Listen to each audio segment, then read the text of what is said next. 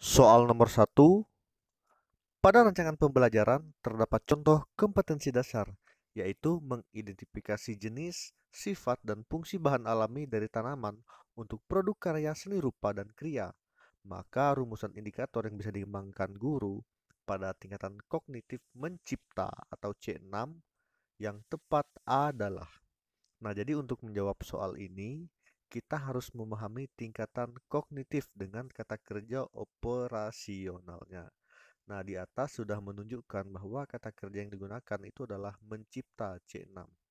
Artinya, jawaban yang benar di sini adalah E, membuat produk karya seni rupa dari tanaman pandan.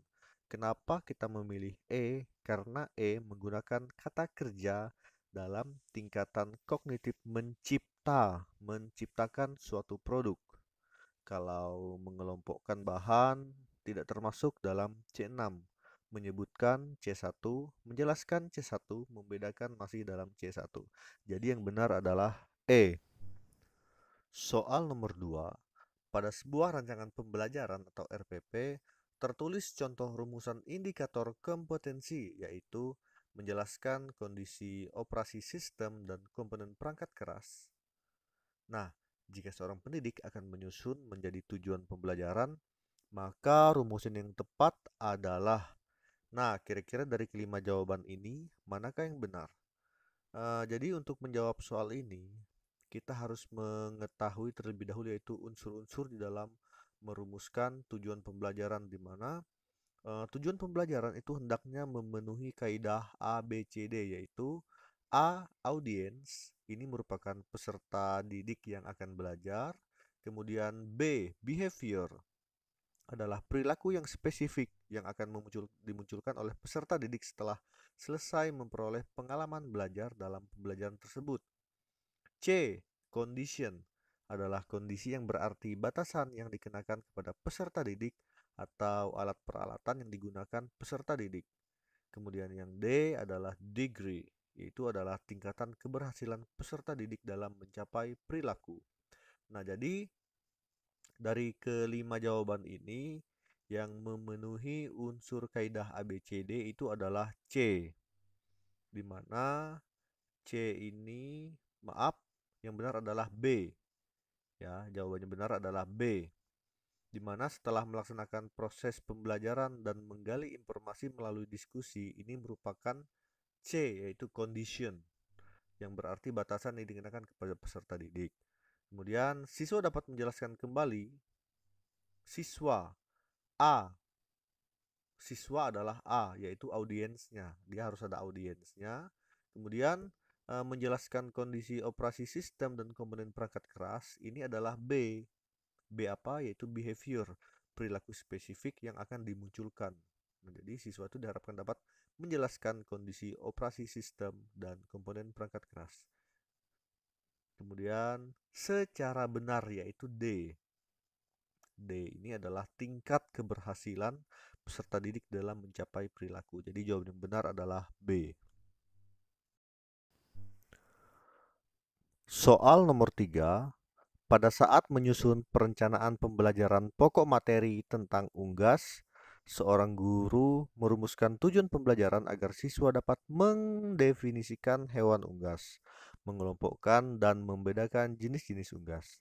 Adapun pilihan strategi pembelajaran untuk menjelaskan materi kepada siswa tersebut yaitu strategi pembelajaran deduktif. Mendasarkan tujuan dan strategi pembelajaran tersebut mencerminkan ragam pengetahuan yang jenisnya A. Fakta, B. Prosedur, C. Keterampilan, D. Konsep, E. Prinsip. Manakah jawaban yang benar? Nah, jadi tujuan pembelajaran yang meminta siswa dapat mendefinisikan hewan unggas, mengelompokkan dan membedakan jenis-jenis hewan unggas, termasuk jenis materi berupa konsep. Nah, ini berupa konsep, berarti jawabannya adalah D. Kalau fakta ini apabila siswa itu diminta menyebutkan nama, kapan, di mana suatu peristiwa terjadi, itu dia. Kalau prosedur, ini apabila siswa diminta menjelaskan langkah-langkah pemecahan suatu persoalan menurut prosedur tertentu. Kalau keterampilan, di sini siswa diminta untuk membuat sesuatu. Sedangkan kalau prinsip, di sini siswa diminta untuk menjelaskan hubungan antara berbagai konsep sebab dan akibat. Soal nomor 4. Perencanaan pembelajaran yang menekankan pada proses keterlibatan peserta didik dalam secara penuh untuk dapat menemukan materi yang dipelajari dan dihubungkan dengan situasi kehidupan sehari-hari sehingga mendorong peserta didik dapat menerapkan dalam kehidupan mereka.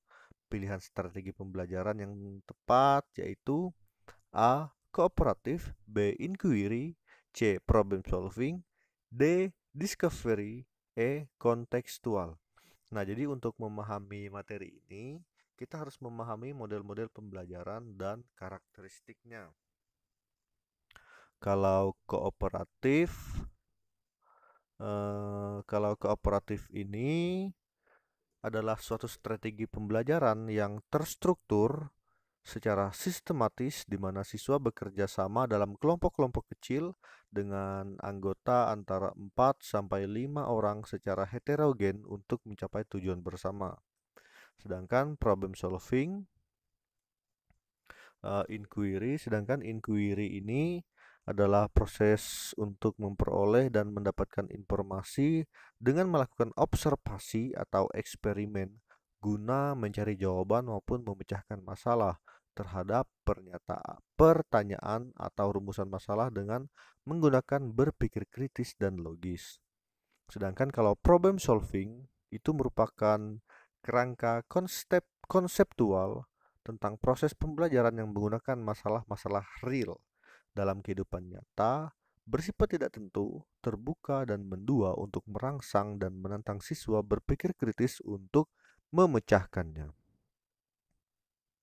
Sedangkan kontekstual ini adalah konsep belajar yang mengaitkan antara materi yang diajarkan dengan situasi dunia nyata siswa dan mendorong siswa untuk membuat hubungan antara pengetahuan yang dimilikinya dengan penerapan dalam kehidupan sehari-hari. Maka jawaban yang benar adalah E, yaitu kontekstual. Kontekstual, karena soal ini adalah soal tentang kontekstual. Selanjutnya, soal nomor 5. Saat merancang pembelajaran, seorang guru ingin menyederhanakan konsep atau prinsip atau hukum yang kompleks sehingga dapat memperjelas penyajian pesan secara tertulis. Kira-kira media apa yang paling tepat yang dipilih guru tersebut? A. Media bagan, B. Media AP atau alat permainan edukatif, C. Flip chart, D. Foto, dan E. Gambar. Nah, jadi untuk menjawab soal ini, peserta ini harus memahami pengertian, jenis, dan keunggulan dari kelemahan masing-masing media pembelajaran. Nah, kira-kira jawaban yang benar, yang manakah? Yang benar itu adalah A, di mana guru bisa menggunakan yang namanya bagan. Bagan. Kenapa bagan? Ini dia. Oke, karena bagan itu adalah seperti halnya media grafis yang lain, fungsinya itu adalah fungsi yang pokok itu adalah menyajikan ide atau konsep yang sulit disampaikan secara tertulis. Soal nomor 6. Seorang guru merancang evaluasi dengan mendasarkan pada indikator dan tujuan pembelajaran yang sudah ditentukan di RPP. Evaluasi tersebut dimaksudkan untuk menentukan hasil dan kemajuan belajar siswa. Maka jenis evaluasi yang tepat yang dipilih oleh guru adalah A. Evaluasi formatif, B. Evaluasi sumatif, C. Evaluasi selektif, D. Evaluasi diagnostik, E. Evaluasi penempatan. Jadi jawaban yang benar itu adalah B, yaitu evaluasi sumatif. Apa itu evaluasi sumatif? Evaluasi sumatif itu adalah evaluasi yang dilakukan untuk menentukan hasil dan kemajuan belajar siswa. Jadi jawabannya adalah B, yaitu evaluasi sumatif. Lalu A itu apa? Evaluasi formatif itu adalah evaluasi yang dilaksanakan untuk memperbaiki dan meningkatkan proses belajar mengajar. Sedangkan yang C, evaluasi selektif, itu adalah evaluasi yang digunakan untuk memilih siswa yang paling tepat sesuai dengan kriteria program kegiatan tertentu. Sedangkan yang D, evaluasi diagnostik, itu adalah evaluasi yang ditujukan untuk menelaah kelemahan-kelemahan siswa beserta faktor-faktor penyebabnya. Sedangkan evaluasi penempatan ini adalah evaluasi yang digunakan untuk menempatkan siswa di dalam program pendidikan tertentu yang sesuai dengan karakteristik siswa. Nah, jadi evaluasi sumatif ini merupakan jenis evaluasi yang berdasarkan tujuannya. Soal nomor 7. Guru mencari materi dan media dari internet saat menyusun rencana pembelajaran atau RPP. Materi dan media tersebut akan disampaikan pada proses pembelajaran dengan maksud agar siswa tidak mengalami kesulitan memahami pelajaran. Langkah apa yang harus dilakukan oleh seorang guru saat memilih materi pelajaran? A. Mengidentifikasi aspek-aspek yang terdapat dalam kompetisi inti, kompetensi dasar, dan indikator. B. Menganalisis potensi peserta didik, relevansi dengan karakteristik daerah, dan struktur keilmuan. C. Menyesuaikan dengan tingkat perkembangan fisik, intelektual, emosi, sosial, dan spiritual peserta didik. D. Melihat kebermanfaatan bagi peserta didik, aktualitas, kedalaman, dan keluasan materi pembelajaran. E. Relevansi dengan kebutuhan peserta didik dan tuntutan lingkungan, alat, sumber bahan, dan alokasi waktu. Nah, jadi jawaban yang benar itu adalah A, yaitu mengidentifikasikan aspek-aspek yang terdapat di dalam kompetensi inti, kompetensi dasar, dan indikator. Soal nomor 8. Dengan mencermati silabus, seorang guru akan merancang pelaksanaan pembelajaran atau RPP sebagaimana yang tertuang di dalam Permendikbud RI nomor 22 tahun 2016. Rencana pembelajaran RPP mencakup sekurang-kurangnya: A. Kompetensi inti, kompetensi dasar, tujuan pembelajaran, materi ajar, model pembelajaran, metode pembelajaran, strategi pembelajaran, dan penilaian. B. Identitas mata pelajaran, standar kompetensi, kompetensi dasar, materi ajar, model pembelajaran, metode pembelajaran, sumber belajar, penilaian hasil belajar, dan bobot penilaian hasil belajar.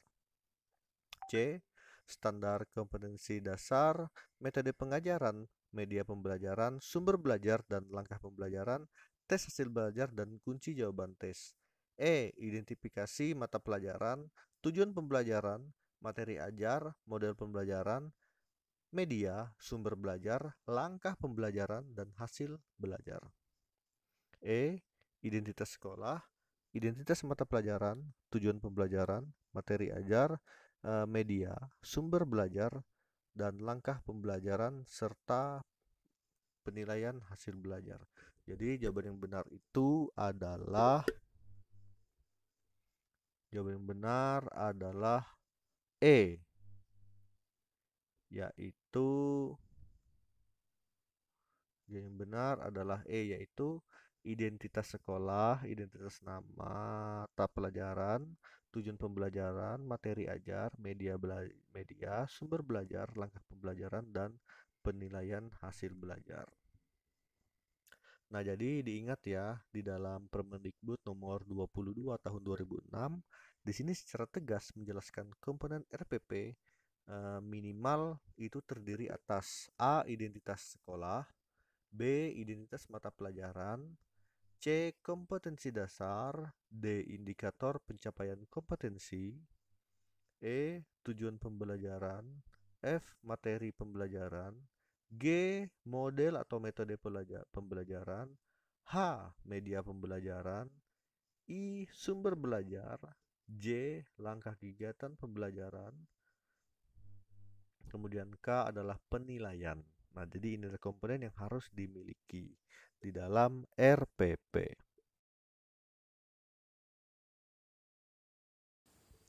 Soal nomor 9. Seorang guru senior mengajar siswanya dengan metode diskusi dan menggunakan media gambar yang sudah berlangsung dari tahun ke tahun. Pada awal semester baru tahun 2019, siswa di kelas tersebut diketahui 70% memiliki preferensi belajar kinestetik sehingga mereka tidak fokus pada saat pembelajaran dan diskusi berlangsung. Siswa lebih senang jika mengerjakan tugas yang diberikan oleh guru. Nah, dari kasus tersebut, strategi pembelajaran yang paling tepat yang dipilih guru adalah A. Kooperatif, B. Project Based Learning, C. Kontekstual, D. Inquiry atau Discovery. Manakah jawaban yang benar? Nah, jadi untuk menjawab pertanyaan ini, kita harus memahami macam-macam strategi pembelajaran. Jawaban yang benar adalah B. B yaitu Project Based Learning. Apa itu Project Based Learning? Project Based Learning ini merupakan strategi pembelajaran yang dikembangkan berdasarkan penerapan proyek dengan melibatkan siswa untuk menyelidiki masalah dunia nyata. Nah, jadi jawabannya adalah B. Apa itu kooperatif? Yang A. Kooperatif itu merupakan strategi pembelajaran yang pada intinya adalah suatu strategi yang terstruktur secara sistematis di mana siswa-siswa bekerja sama di dalam kelompok kecil dengan anggota antara 4 sampai dengan 5 orang secara heterogen untuk mencapai tujuan bersama. Sedangkan kontekstual di sini adalah konsep belajar yang membantu guru di dalam mengaitkan antara materi yang diajarkan dengan situasi yang membantu guru untuk mengaitkan antara materi dunia nyata siswa dan mendorong siswa untuk membuat hubungan antara pengetahuan yang dimilikinya dengan kehidupan mereka sehari-hari. Itu dia. Sedangkan kalau inquiry itu adalah proses untuk memperoleh dan mendapatkan informasi dengan melakukan observasi atau eksperimen guna mencari jawaban maupun memecahkan masalah terhadap pertanyaan atau rumusan masalah dengan menggunakan berpikir kritis dan logis.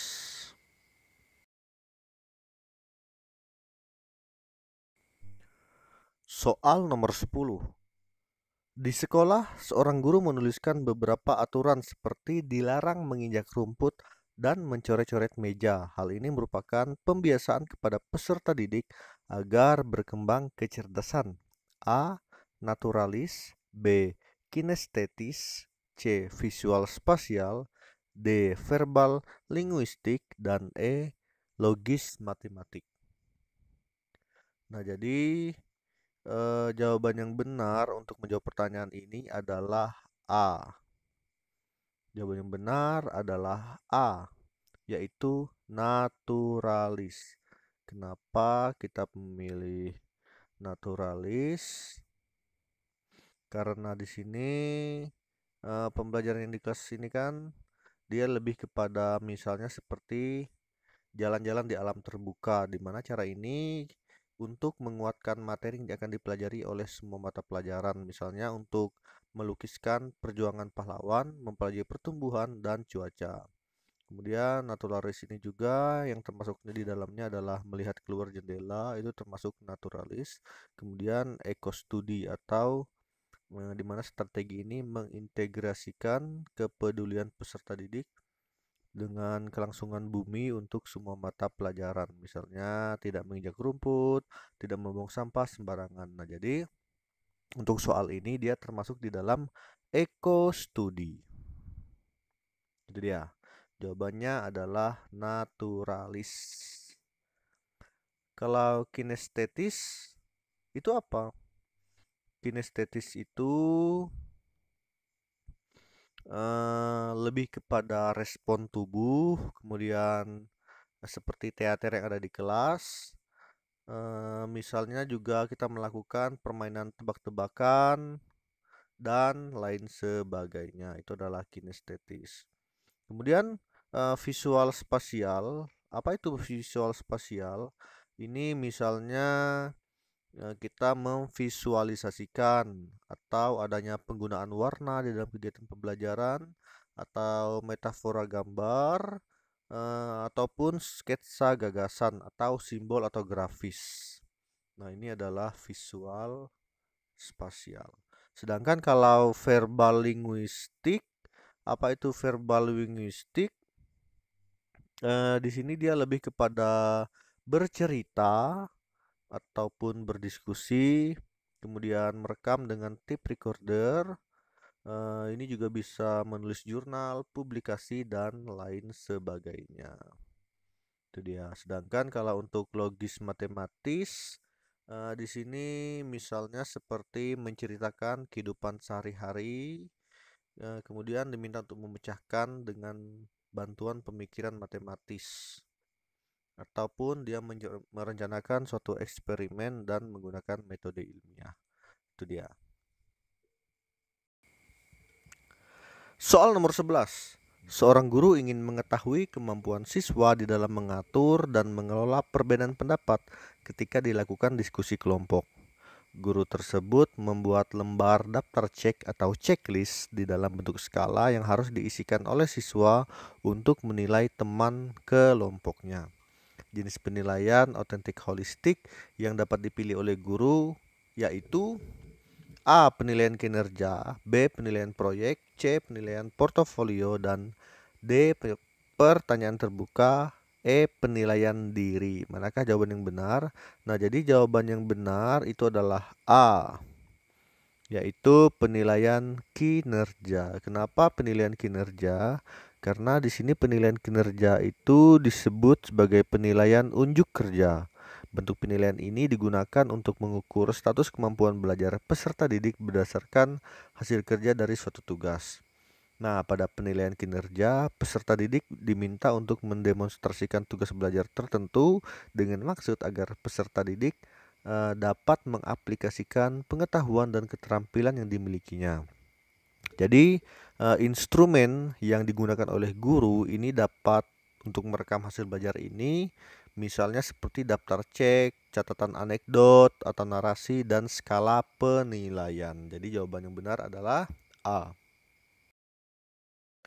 Soal nomor 12. Jika guru memberikan penugasan kepada siswa yang bertujuan untuk mengukur kemampuan dalam menghasilkan karya tertentu dan dilakukan secara berkelompok, maka jenis penilaian otentik yang tepat itu adalah yang benar adalah C, penilaian proyek. Kenapa penilaian proyek? Karena penilaian proyek ini adalah bentuk penilaian yang diwujudkan di dalam bentuk pemberian tugas kepada peserta didik secara berkelompok. Penilaian ini difokuskan pada penilaian terhadap tugas belajar yang harus diselesaikan oleh peserta didik dalam periode waktu tertentu. Penilaian proyek dapat juga dikatakan sebagai penilaian yang berbentuk penugasan yang bertujuan untuk mengukur kemampuan peserta didik dalam menghasilkan karya tertentu yang dilakukan secara berkelompok. Dengan menggunakan penilaian proyek, di sini pendidik dapat memperoleh informasi yang berkaitan dengan kemampuan peserta didik dalam hal pengetahuan, pemahaman, aplikasi, sintesis, informasi atau data, sampai dengan pemaknaan atau penyimpulan. Soal nomor 13. Pada akhir pembelajaran, siswa diminta untuk mendemonstrasikan tugas belajar yang diberikan guru dengan tujuan agar siswa tersebut mengaplikasikan kemampuan yang dimilikinya dan guru dapat menilai kompetensinya. Instrumen yang dapat dipilih oleh guru untuk merekam hasil belajar yaitu jawaban yang benar di sini adalah A, yaitu daftar checklist. Kenapa daftar checklist? Nah, jadi soal nomor 14, sebagian siswa mengalami kesulitan menjawab soal tes pilihan ganda yang disusun oleh guru. Hal tersebut disebabkan oleh materi dan soal sebagian belum dipelajari oleh siswa, dan karena materi tersebut seharusnya diberikan pada saat pertemuan berikutnya. Hal yang seharusnya dilakukan oleh guru dalam menyusun soal tes pilihan ganda pada aspek penilaian yang dapat dimanfaatkan untuk benar adalah berikut merupakan pemuatan hasil penilaian oleh guru kecuali yaitu soal harus sesuai dengan B. Menyelenggarakan program remedial bagi siswa yang hasilnya rendah. C. Menyelenggarakan program pengayaan bagi siswa yang hasilnya tinggi. D. Mengadministrasikan hasil penilaian. E. Menyusun laporan hasil penilaian. Nah, jadi yang bukan termasuk pemanfaatan hasil penilaian oleh guru itu adalah D. Mengadministrasikan hasil penilaian.